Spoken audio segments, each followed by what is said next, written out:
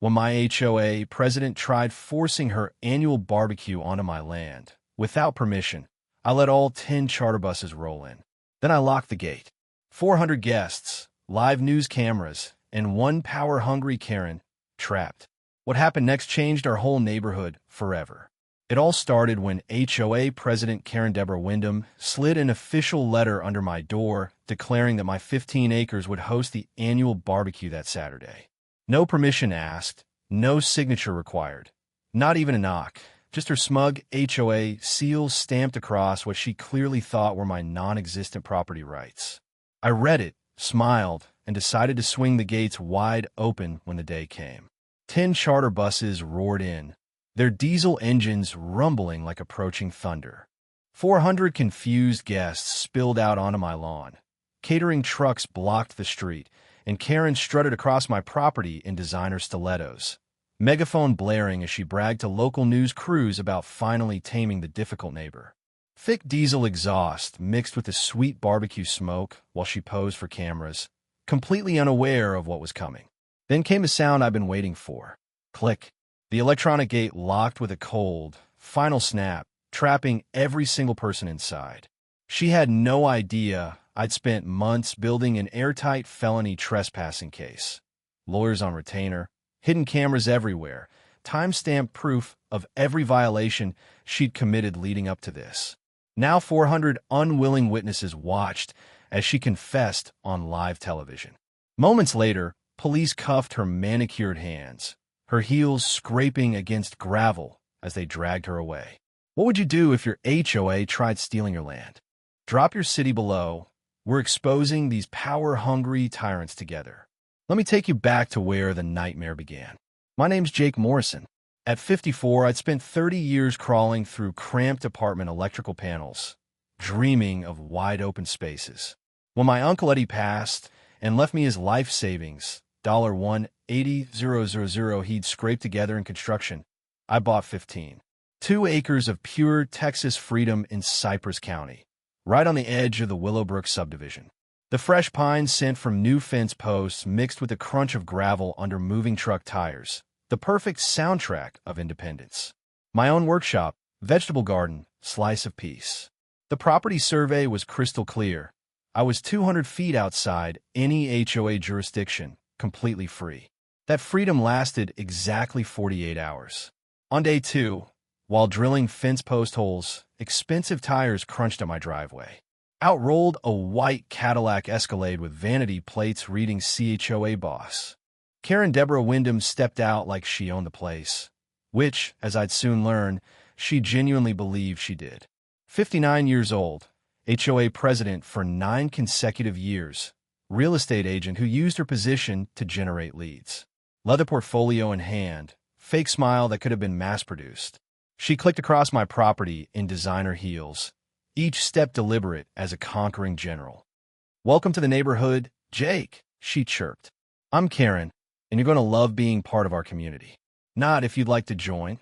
You're going to love it, like resistance wasn't an option." Then came the HOA covenant packet.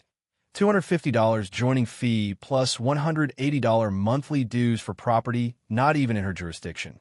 "We need unity," she said, smile never wavering. "Your property impacts our visual standards. Mavericks hurt everyone's property values." I pulled out my survey, spread it on the truck tailgate.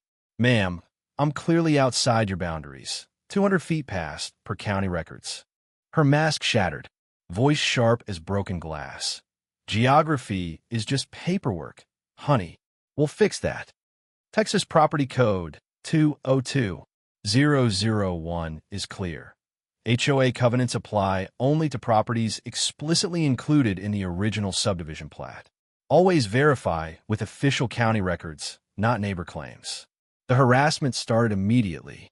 Anonymous noise complaints for using a circular saw at 1 p.m. on Tuesday. Reports of my illegal electrical business for jump-starting a neighbor's car. Code enforcement about unsightly vegetables. This wasn't random. It was systematic warfare meant to break me. But electricians are problem solvers. We trace circuits, find a source, fix it permanently. 30 years dealing with difficult customers, taught me to document everything and have backup plans. If Karen wanted war against a retired electrician with time, money, and troubleshooting experience, she was about to learn why you never mess with someone who knows how to cut power to your entire operation. The parking siege came next. Every morning at 6 a.m., her Escalade parked halfway across my driveway, not blocking it completely, but forcing me onto grass. When I asked her to move, that plastic smile. It's a public street, Jake. Maybe join the HOA for parking priority. Within a week, she'd recruited board members for rotation. Always someone parked inconveniently from dawn to 10 p.m. I researched city ordinances. Vehicles must maintain 4 feet clearance from driveway approaches. Measured everything with time-stamped photos.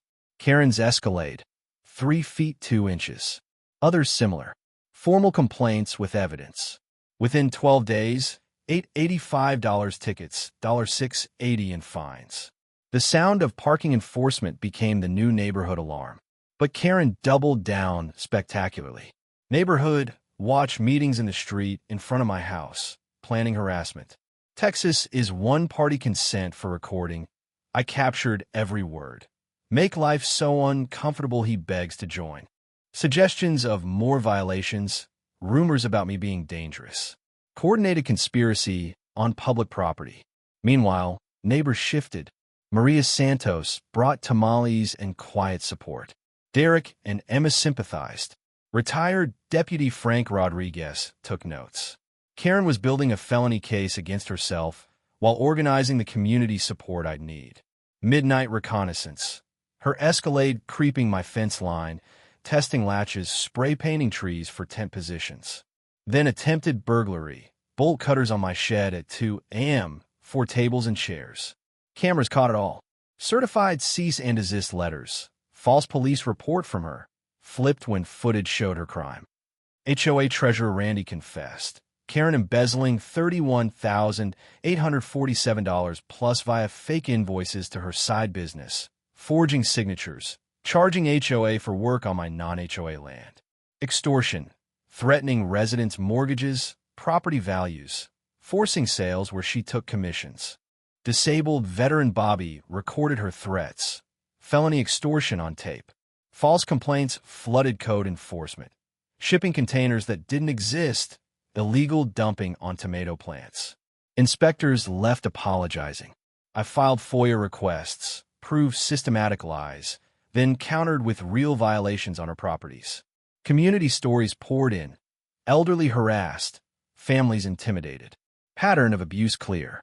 The barbecue announcement in the HOA newsletter. My address listed as community green space.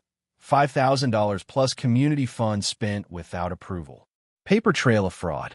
We planned meticulously. Upgraded cameras, smartphone control gate, locks only from inside. Eli's filming, news coverage arranged. Texas law allows detaining trespassers until police arrive. Friday night. Frantic cash bribes. 23 voicemails escalating to threats. I have connections. You'll regret this. Child endangerment attempt recruiting a 10-year-old to spy. Saturday. Catering trucks, then buses. Chaos and heat. Karen directing like she owned it, confessing on live TV. I let everyone in as invited guests. 30 minutes of normal barbecue. Then, mic in hand, exposed embezzlement, extortion, trespass. Click, gate locked. 400 faces realized. Karen lunged, screamed. Police arrested her on camera for multiple felonies. Aftermath. Charges filed, embezzlement, fraud, trespass, threats, license revoked, triple damages, $95K, probation, restraining order. New transparent HOA. I donated settlement to Justice Fund helping victims. Community healed. Funds, preserves, festivals. Prove documented resistance and solidarity defeat tyrants. Share your HOA nightmare below. Subscribe for more underdog victories where corruption gets crushed and communities grow stronger. That's a wrap. If you enjoyed Karma in Action, like, comment your thoughts, and tell us if you've dealt with HOA madness too. Don't miss the next meltdown.